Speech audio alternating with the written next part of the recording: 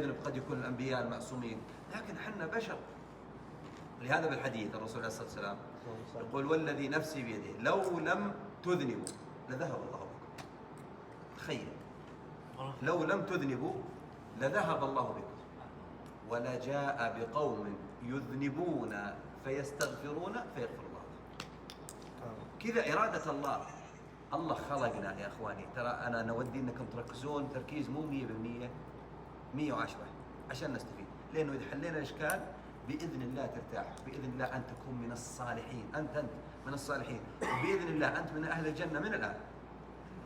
بس نفهم اللعبة يا أخواني.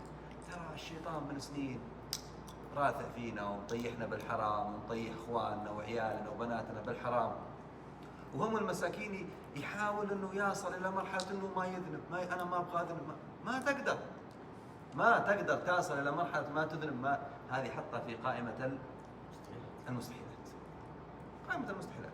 يعني إذا كانوا الصحابة رضي الله عنهم ما وصلوا إلى هذه المرحلة، أفتظن أنك تصل لها أنت؟ الصحابة وصلوا للمرحلة هذه؟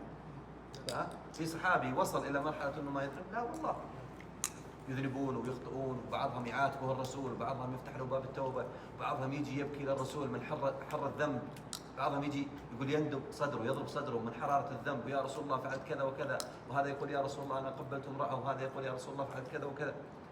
وأحيانا يبكون، أحيانا بعضهم يهجر مجالس الرسول ويروح يقول أنا فعلت ذنب، فيفتح لهم الرسول باب الأمل، يقول يا حبيبي الغالي، الله سبحانه وتعالى ما خلقك عشان ما تذنب. الله سبحانه وتعالى يبغاك إذا أذنبت ارجع. فحنا مشكلتنا مو بالنقطة الأولى، مشكلتنا بالنقطة الثانية. وش النقطة الثانية؟ الرجوع. أنت كيف حالك بعد الذنب؟ ركز معي، كيف حالك بعد الذنب؟ مو أثناء الذنب ولا قبل الذنب.